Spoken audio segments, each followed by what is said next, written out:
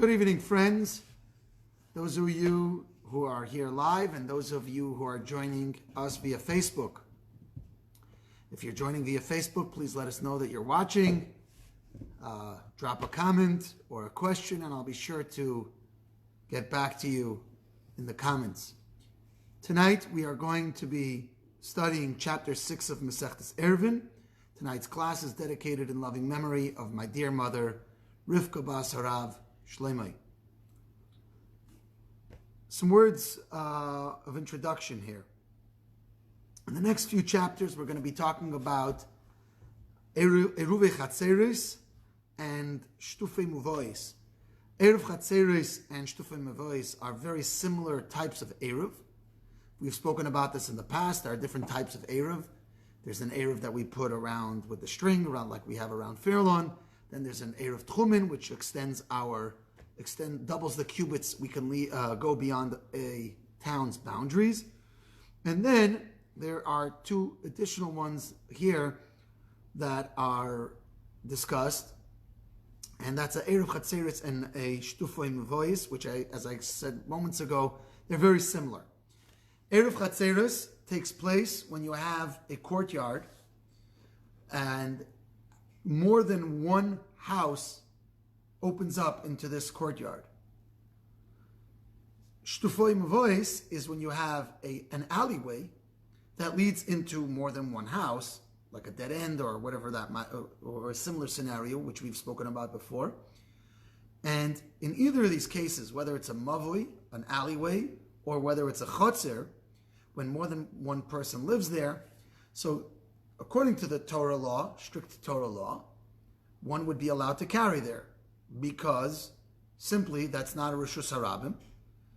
And although it's not a Reshus HaYachid, it's not a private domain because it's from more than one family. It opens up to more than one house, whether it be an alleyway or it be a courtyard.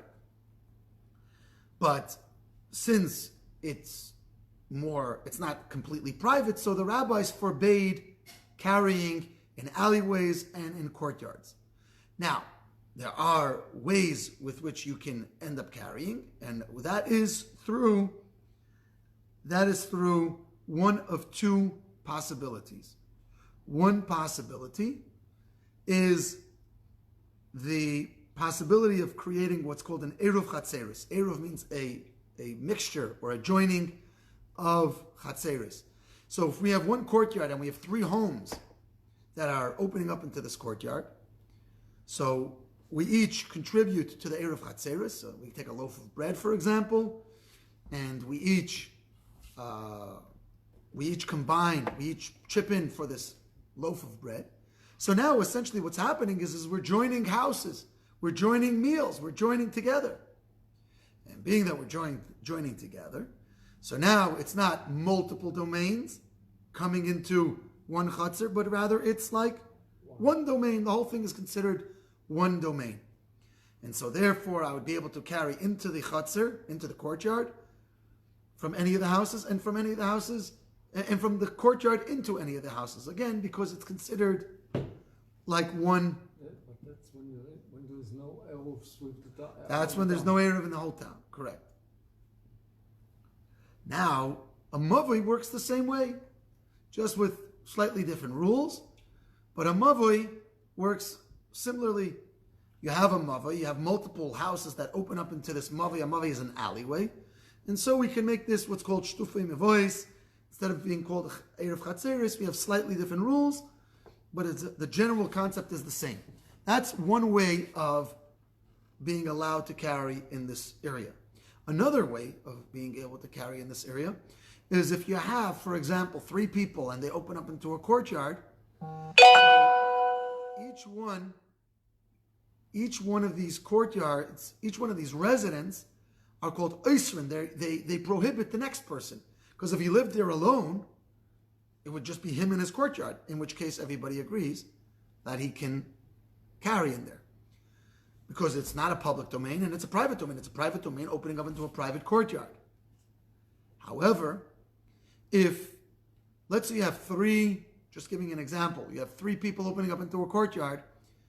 So what they can do is, two of them in this simple example, could nullify their ownership, quote unquote. It's just like a declaration. And they declare that they're backing out of their property rights. They do this temporarily, for the Shabbos. And so they cede their rights. So now they cannot carry into this courtyard because the courtyard doesn't belong to them anymore. And they can't carry from the courtyard into their house because, again, it doesn't belong to them. It's not theirs. Now, let me take that back. I'm sorry, scratch that last line. They cede their rights to the courtyard. Now, what happens is the courtyard belongs to how many people? One, because the two neighbors ceded their rights to this courtyard. Now, these are the two ways, these are two simple ways, and of course we can have an Eruv around the whole community, but that's not what we're talking about here. In absence of that, there are two ways. One is to create this Eruv Chatzeris or Shituf Mavais, or suspension of rights. Let's go into, with those words of introduction, let's go into the first Mishnah. Just going to pause for a moment and shut the sound off in here. But you wanted basically to create an Eruv so they could carry on. What you did now, you just... Well, hold on. You'll soon see what we're talking about. There's lots of rules and regulations, and you'll understand it more. But you have to understand, in short, before we start this perek, you have to understand a few concepts. Number one, that when there are more than one household opening up into a courtyard or an alleyway, it requires some sort of Eruv, whether it's an Eruv Chatzeris or Shituf, in the case of an alley. That's number one, principle number one. Principle number two is the reason for this is because since other people open up into these areas, they are prohibitors, they are Isrin, the other people. The third point that we need to know before we start the Perek is that a person can suspend his property rights at some point, and we're going to have a dispute as to when that point is. The other one can win. So that the other one can win. And we'll find out, according to some, he can win too. Mishnah Aleph, Perek Vav. Hadorim anochri b'chotzer, a person who lives with a non-Jew in a single courtyard. Oi, alternatively, a person, his home opens up into a courtyard with somebody else. With a heretic who doesn't believe in the rabbi's laws. And so he doesn't believe in the concept of Eruv, of the rabbi's ability to create this concept of Eruv altogether. So they prohibit him because he can't make an Eruv with them because they're not Jewish or they don't believe in Eruv. And B, they live together and that they have ownership in this yard. And so being that they have ownership in the yard, so now it's not owned by one person. You can't make an Eruv here. So there's nothing he can do. So they prohibit him from carrying into his courtyard. Divrei Rabbi Meir. These are the words of Rabbi Meir. Rabbi Eliezer ben Yaakov Meir. Rabbi Eliezer ben Yaakov says, Li'elam ene eser ad sheyu shnei Yisraelim esim zelza. This law that you said that if there's a goy living there, a non-Jew living there, so the non-Jew is oyser him from carrying in the courtyard, that is a joint courtyard. This is not the case, because you always need at least one other Jew living there in order to have this rule that you're prohibited. Now, what is the theory here? So, in the times of the Mishnah, they wanted to discourage people from living with non-Jews in courtyards. They wanted Jews to live with Jews, so Jews would be friendly with Jews, and they wouldn't be friendly with the non-Jews. That was the thinking back in the day. And so, they made, the Chazal made a rule that if you have a non-Jew in your courtyard, so it's not because he's oisering you, because he's not involved in this whole Shabbos business altogether. So he really could be discounted from that perspective. But since they didn't want Jews living in courtyards with non-Jews, so they made a rule that if there's a non-Jew in there, everybody, you can carry in there. However, it was very rare for one Jew to live in a courtyard with other non-Jews or with one other non-Jew. Why? Because in those days, there was a lot of animosity going on, and a person would be afraid that he would get murdered. There's no other witnesses around. There's no one there to call for help. So the idea that one Jew would live in a courtyard with one non-Jew or with many non-Jews simply didn't happen. It just didn't happen often. Make it difficult for him. So therefore, according to the first opinion, Rabbi Meir, when there's multiple Jews and one non-Jew, which is a common occurrence, the rabbis made a rule disallowing the Eruv to take place. But in such an unusual case that it was only one Jew, this never happened. This rarely happened. And being that it rarely happened, they wouldn't make milsa d'lishchichi a something that doesn't happen often. So legazer b'Rabbanan, the Rabbanan did not make rules in this regard. They didn't make prohibitions and fences and so therefore, let's read the Mishnah again. When you have multiple Jews who live in a single courtyard together with a non-Jew, or with a person who doesn't believe in Erev, also another person we don't want. So then these people will oyser on him. They will be prohibitors unto him. Divrei Rabbi Meir. Rabbi Eliezer Omer, Ben Yaakov Omer, Rabbi Eliezer Ben Yaakov says, only in a case when you have more than one Jew. Only when you have two Jews, which is a more common occurrence, did the rabbis make this rule that the one non-Jew in there will block them from making an Erev. Following?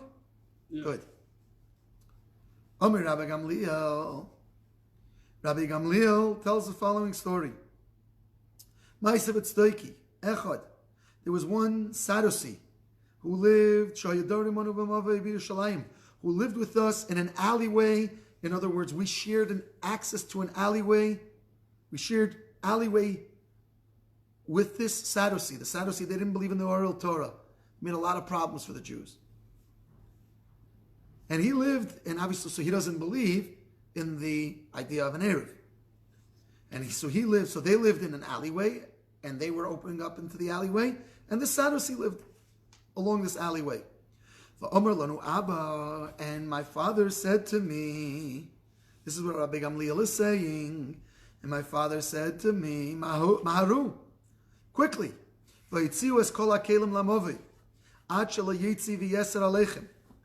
take out stuff into all the utensils into the alleyway, so that this Sadducee who agreed to the Erev before Shabbos, make sure that right when Shabbos starts, you take things out, so that he does not take things out and prohibit to everyone else.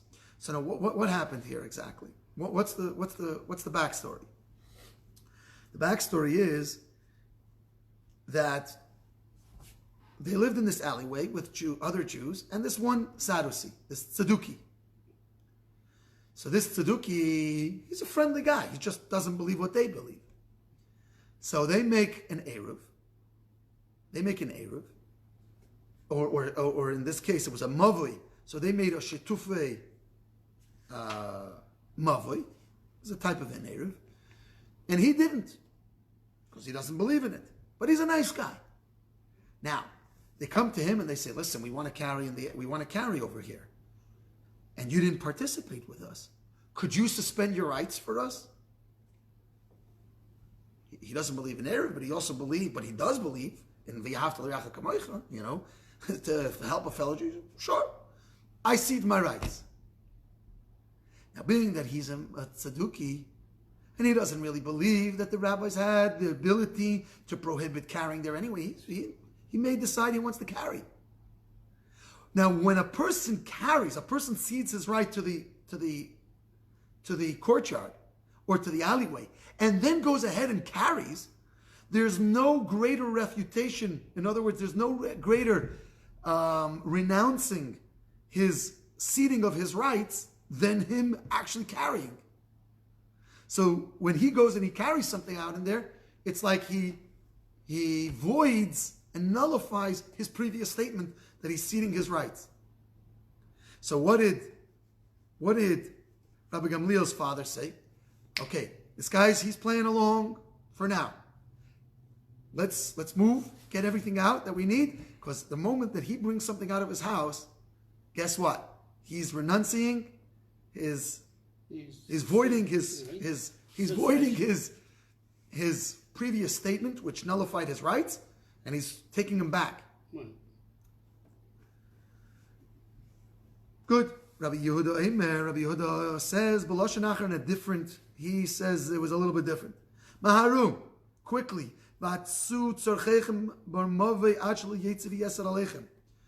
He said to them, this is not going to work. You got to get everything out before Shabbos. This conversation took place before Shabbos, because this guy is not.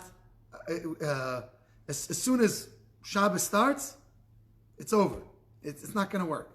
He doesn't believe in the whole thing. He doesn't believe in the whole mavui. He doesn't believe in the whole Eruv business, and he doesn't believe in the suspension of rights business.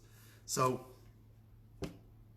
and because he's not participating, because he doesn't believe in Eruv, he doesn't believe in Shituf, so it's not going to work.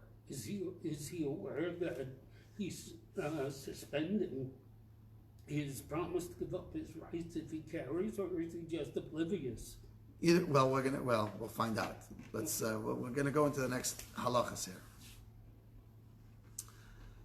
Okay, Gimel, Anshi Chotzer, residents of a courtyard, Sheshochach Echad Mehem V'Loi Eirav, that they forgot, and one of them forgot to join in. So they made a public announcement. They put it on the bulletin board. Everybody come and participate in the Erev.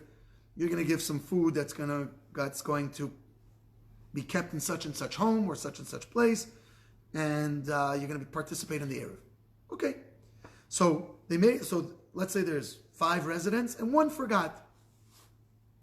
So since he forgot, he didn't. Now it came Shabbos. Once Shabbos comes, you can't make an Erev. So from his house, he cannot bring out or in to this courtyard because he didn't participate. Loi v'lahem. He can't bring it to his house or their house because he didn't participate. V'shalahem, but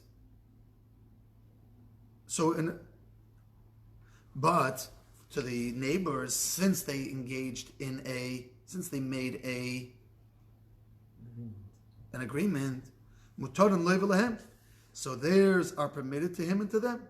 So by them, he's guests, and so he can join in with them. It's because obviously we're talking about a case here where he suspended his rights. Because had he not suspended his rights, then there's nothing to talk about. What's the difference between this case and the Tzduki? This guy believes in the whole thing. He believes in the whole business. But he didn't participate. It's like he didn't participate, so but he does believe in suspension of rights. They could join between themselves, like they had an error between them. And same with the Tzduki. But over there, the Tzduki, here we're not afraid that he's going to bring something out and void his statement. By the Tzduki, we could do that. We could do that. But what we're afraid of by the Tzduki, we were afraid we could do this. We're just afraid that he's going to. So he will go in and out, which is prohibited. But the other two between them, they could. No. So what we're explaining is, as soon as he brings it out, this case. as soon as he brings his stuff out, it cancels it out. So as soon as the Tzduki comes out with his stuff, carries out into the Mavui. In this case, the one that forgot. He forgot to participate. And now it comes Shabbos and they said, oh, I forgot. I cede my rights. But he's not a Tzduki, he's a regular Frum Yid. And since he's a regular Yid, we don't have to worry that he's going to intentionally. Right. But the other two could. The other two could carry. Again, I said it's the same like the Tzaduki. It's not the same like the Tzeduki. The Tzeduki is the same case, just in the case of the Tzeduki, we're afraid he's going to rescind his thing. If he comes out, I don't care that he comes out. We do care. The other So two, they can between themselves. They don't can't do care. it between himself because since there's a Jew, the Tzeduki is a Jew, and if he, Because he's a Jew. because he's a Jew, right? If he was a guy, we already made a gzeira against him. Now he's a Jew, so what does he have to do? He has to cede his rights. So cede his rights he's willing to do because it doesn't cost him They anything. all have to agree in order to make a Eruv. Yes, they all have to agree to make an Eruv, or one has to cede his rights. That's it. So in this particular case, because it's a similar case to the case before, but we're quantifying and we're explaining how this works. Yes? If can you cede your rights on Shabbos? So we're going to get into that. Okay. Yeah, the halacha is you can, but we're going to get into that. Don't forget that I said that because the Mishnah is going to soon discuss it. But once he cedes his rights, he can't go into the alleyway. Who? The Jew. Yeah, the Yeah, Jew. but the Tzeduki, he does the fact that he ceded his rights. That's all he's doing to humor He you. doesn't believe. He doesn't. He's doing it to humor you. Yeah. Very soon, he may decide he wants to carry something, and if he does that, it's over. Yeah, So that's why they said, Maharu, get your act together quickly. right. Either according to one before Shabbos or during Shabbos even. But as soon as he walks out with his with something, Whatever, yeah. he's revoked his He's revocation. Yeah, he revoked his revoke. He's Yes. destroying the Eruv for everybody. Correct. Nasnu loy reshusa. Now, what happens if an alternative case? There are 3 people living in a chutzner. 3 people's house is open to a chutzner. 2 made an Eruv and 1 didn't. 2 made an Eruv and 1 didn't.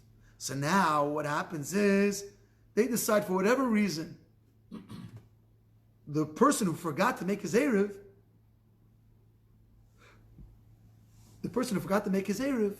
he needs to carry into the chutzner more than the people who made the Eruv. Whatever reason. He has a party going on, he has guests, he's elderly, whatever the reason might be. And so the other 2 people who don't, it's not particularly wonderful weather that they need to hang out outside, or they need it, they just make it because they make it every week, or whatever it is. So they decide, you know what, he forgot, we're going to cede our rights to him. Hu muter vehin asur. So he's now able to carry from his house into the courtyard, because it's a single courtyard. Ah, not because he's by himself. He's by himself now. It's his yard. It's his yard, not theirs. Oh. But there they can't because they ceded their rights. It's not their yard. It's like carrying it to somebody else's yard.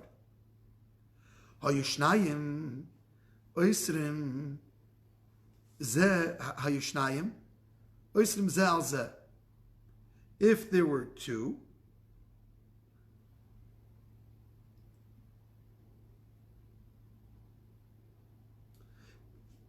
now, if there were 2 people, there was 1 person, he wants to make an Eruv, but so he says, I'm making an Eruv. Or there's 4 people living in the thing, and 2 of them make an Eruv, but 2 don't. So Oisrim Zal Zeh, then the 2 who didn't are usher one to the are usher to each other. And they cannot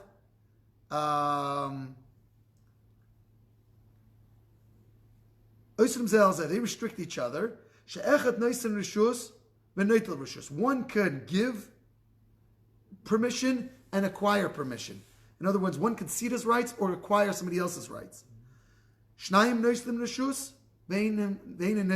But two can give up their rights, but 2 cannot take their rights. That's the rule. So the rule is that more than 1 person could cede their rights to the yard, but not more than 1 person can take rights from the yard. Right. They all have to agree.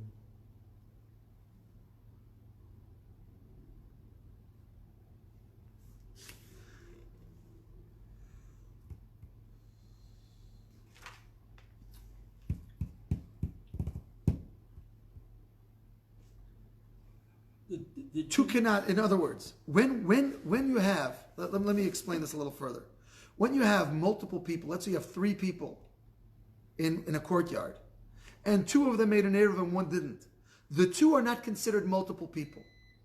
The 2 are considered one person who's creating rights. They're one household that's receiving rights. But when you have more than one person who has not made an Eruv, so now what's happening is that only the people who made an Eruv are considered a household. Only those can receive rights. If now 2 others now cede their rights, one cannot get from the other rights. It's 2 different entities. Both of them individually are not joined with the other 2 individual. And so therefore there's too many parties here at the table to receive rights. Only the people who join together can receive rights of other people. So even if 10 people ceded their rights, those who had banded together before Shabbos can receive all of their rights. But the people who had not banded together, joined this corporation, if you will, they can't receive, they would have to receive rights from multiple parties, and they can't do it. The multiple parties would be those who were in and those who were out. Correct. Okay. Dalet. So at what point could you still give rishus? In other words, at what point could you suspend your rights?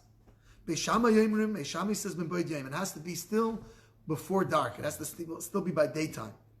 So even if, so now let's say we're talking, it's a big courtyard, it's a massive courtyard, and I don't want to get out of my house. I forgot to join in. I don't want to get out of my house. It's right before Shabbos. I say, you know what? Forget it. I'm not going to run over to Mrs. Greenfeld and to her house and join the Eruv. I cede my rights. So you could do it. That's Beis Shammai says. Beis Hillel says, anytime, even on Shabbos. So you come to shul on Friday night and the other people say, did you join the Eruv? No. Don't worry about it. I cede my rights. Now, Misha Nasan Rishusai Baitzi. This is what we were talking about earlier, but we didn't spell it out. Person who gives his Rishus, he cedes his rights of ownership over the courtyard. And then he carries out from his house into the courtyard. Bein b'shoigig, bein b'mezet hareze oiser. Divrei Rabbi Meir. Rabbi Meir says that whether he does this intentionally or unintentionally, he revokes his previous revoke. Because Rabbi Meir, that's his shita. Whether you do it intentionally or unintentionally, it's over.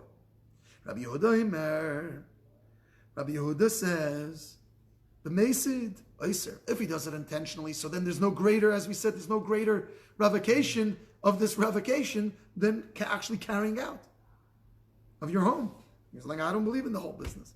But if he does it by accident, so then he doesn't prohibit the other people. It's not a revocation. He accidentally carried out of his house. He forgot that he's not part of the Eruv this week. Hey, you have a case where there's a balabas, a homeowner, who he did shutaf. Shutaf is partnership. Obviously, in which case is it a shutaf? In a mavi, an alleyway. It's called shituf. It has slightly different halachas. By an eruv chatzeris, it can only be made with a loaf of bread, and by shituf, it can be made with pretty much any food stuff, even drink, even liquid. It's a little bit more lenient. So in any case, balabais shayu shutaf l'shchenim, you have a balabas, and he's a shutaf. He made shutaf with his neighbors. Now, I'm sorry, now he didn't make shutaf. He's an actual shutaf. That's what this means here. He's some sort of partner with them. So he lives in house A, and from across the alleyway, he has some sort of partnership. Each of them own a bottle of wine. Okay? So, as the Gemara explains, this has to be talking about a single bottle of wine. So us 3, we like to say l'chaim together, and we bought a bottle of wine together. Beautiful, pick a wine. Chateau. And we bought it together, right? So now the fact is, it's not an honorary thing that we did. We actually joined forces and we have a bottle of wine together. So in this case, they don't need to go ahead and make another eruv. Why? Because they're already partners here. They're drinking together. It's all wine. But if he has a joint partnership with one of the neighbors with wine and the other one with oil, so now it's tzrichim lorif, because they're not all one big party here. While he's a party with this guy and he's a party with that, but they're not all together. Rabbi Shimon is more lenient, and he says the fact that he's got stuff going on with all these people, that means they've joined households to a small honorary degree. Even though they didn't do this with the intention of making an eruv, it's still valid. Vav. 5 families, 5 groups that they spend Shabbos in one big mansion. So now the Gemara quantifies this case because I don't have time to get into too many details, but they say everybody agrees that what the case is over here. They put up these makeshift partitions, which were flimsy, that were only 10 tfachim high, but not all the way up to the ceiling. Now, if there was no partition, then everybody agrees they're all one household. If there's partitions all the way to the ceiling, everybody agrees that they're 5 households. Here, they made partitions, and everybody agrees even if they didn't make it all the way to the top, but they made it solid, then it separates them completely. Here, what are we talking about? We're talking about a case where they made flimsy partitions that are only 10 handbreadths high and don't go all the way to the ceiling. And the question is that this mansion goes into a chotzer, into a courtyard with other houses. So now the question is, are these 5 groups considered one? And if they're one, so they only have to join in the Eruv Chatzeris, one for all of them? Or are they 5 separate entities, and therefore all 5 of them have to join into the Eruv Chatzeris for it to be valid? So, Shammai says because it's flimsy barriers, each one has to make, even though it's only flimsy barriers, each one still has to participate in the Eruv Chatzeris to join. Beis Hillel says because they're flimsy and they don't go all the way to the top, so one Eruv for all of them. But everybody agrees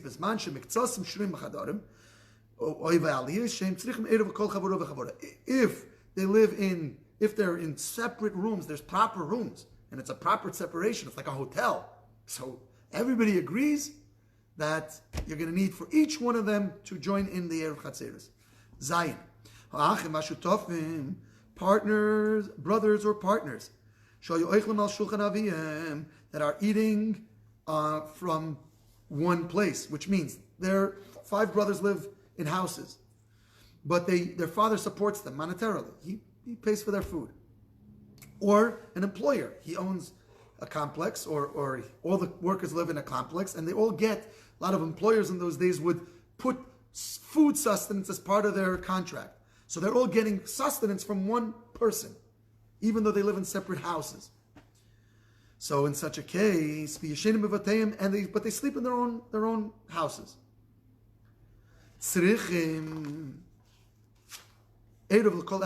Each one of them has to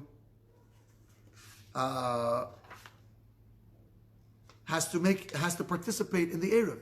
Because they sleep in their own house, even though they're eating from one source, but they sleep in their own house. What's the difference if you're buying a piece of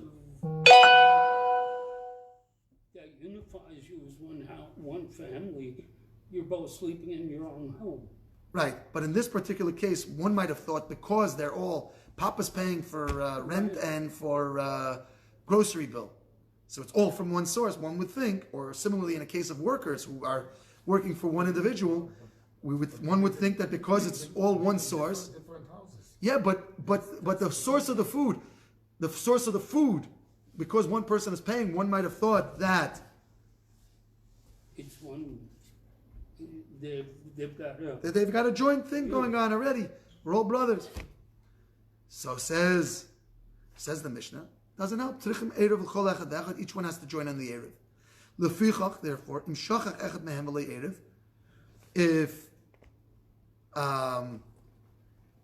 if one of them forgot, so we have to do the ploy that we did before, and he has to be mevatel his rishus. He has to suspend his ownership, cede his rights.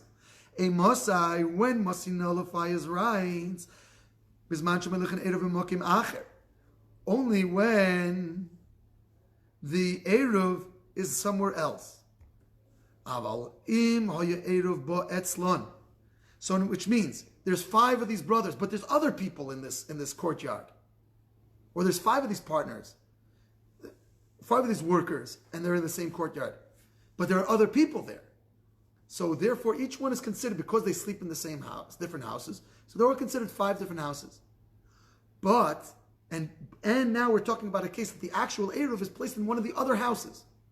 But if the Eruv is in one of their houses, one of the brothers' houses, now the rule is by the way, is that everybody has to participate in the Eruv except the person who hosts the Eruv. The person who hosts the Eruv, it's in his house. So that's considered participation. So because they are actually cutting their food from one food source, in this particular case, but if there's no order, if there's nobody else living in this chatzir, it's only these brothers or it's only these partners, they don't need an Eruv. So again, in 2 cases, one, if there's nobody else, then they don't need. Because they're coming into one source from one source.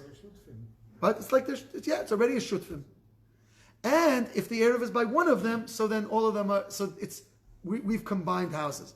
But when it's somewhere else, so that's a different story. Ches. 5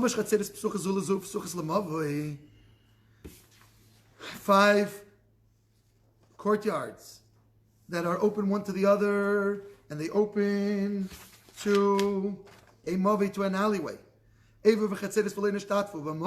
if they made an Eruv in the Chatzar, so here we have 5 houses, 1, 2, 3, 4, 5. Here are the courtyards, and here's the alleyway. Could you see? Mm-hmm. So now what happens is they remembered to make an Eruv Chatzeris, but they didn't do anything about the alleyway.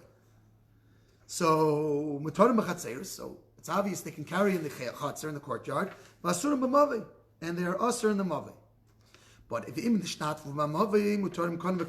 they only made a thing, if they didn't make a chatzar, but they only made a thing in the mavi, but the mavi allows them to get from their house to the mavi. So this, by extension, it includes the chatzar as well. But just a shit of mavi will allow them to carry in their chatzar as well. But if they did both, now here's a case where they did both. So if one of the bnei chatzar, one of the people from the chatzar, from the courtyard, he forgot to join in the Eruv,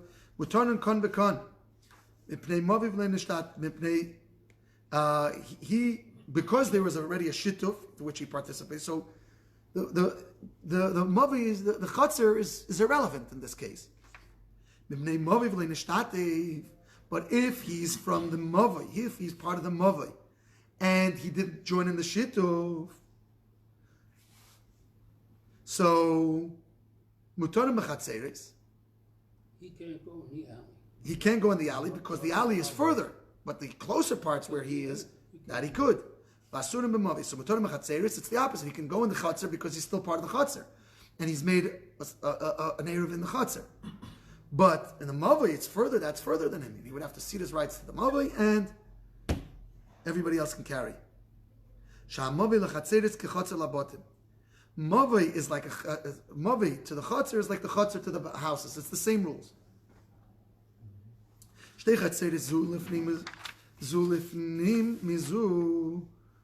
Two courtyards. One is inward and one is outward. So here's the inner courtyard, and it has 2 houses, and here's the outer courtyard, and it has 2 houses. And in order to get to the inner courtyard, you have to go from the alley, from the outer courtyard, into the inner. See what's going on here? Mm-hmm. Okay, so The first one, if the inner courtyard made an Eruv Chatzeres, so these two fellows made an Eruv Chatzeres, so then these two can carry, and the outwards cannot carry. But if these two people made an outside made, so now the problem is that these people are walking through their courtyard. And since they're walking through their courtyard, and they're not in this, so they're oyster these people from their own courtyard, even though it's not theirs. Shtei masuris. If each one of the two courtyards, each pier in each courtyard made an Eruv for themselves, so each one, it's a separate Eruv, and each one could only carry into their own respective courtyards. Rabbi Akiva says the outside cannot, because again, the people walking through are canceling it out for them. They have rights to walk through, and they didn't join in. Because the fact that they're allowed to walk through, this makes usher the outside courtyard. And the Chachamim say, the fact that they have rights to walk through does not cancel it out. The halach is not like the Chachamim, interestingly. We have one more Mishnah, so those who are waiting for Ma'ariv, bear with us. One of these outside people, so everybody here made an Eruv, but one of the people from the outside forgot and he didn't make an Eruv. So the inner courtyard is allowed, and the outside, this one is Oyser, because since he's not allowed to carry, they're not allowed to carry, he ushers his other fellow, and they're not, and only the inside can carry. Rights. Couldn't one of the house and the three that agreed? That's a good question. Let me finish this up and let me think about your question. Nasnu Eruvin b'makim echad, v'shachach echad, bein min hapnis bein min hachatzav le'erev shteinim asuris. If they put their Eruv in one place, the two courtyards made one communal Eruv, and they put it in one house. But one forgot. Let me see.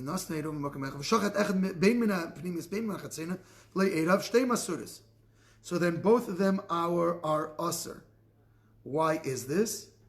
So this is because regardless of where they put it, I'm not sure. We're going fast here under the pressure of Ma'ariv. I gotta figure that out. But if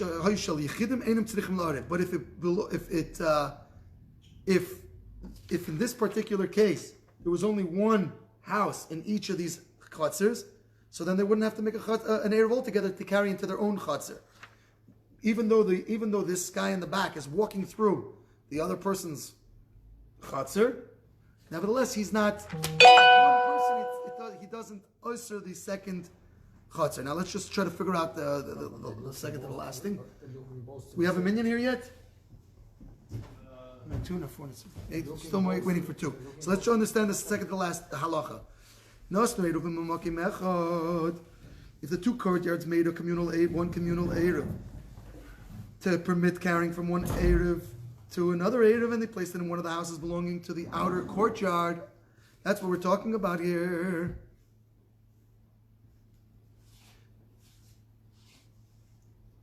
And one of the people, so here the case is that they put the Eruv in the outer courtyard. So whether it's this fellow who forgot, or it's this fellow who forgot, now we have a scenario that we discussed earlier, where you have multiple people trying to acquire rights from multiple people. Mm-hmm. And in such a case, you can't do it. Please join us again next week at 8:30 for chapter 7.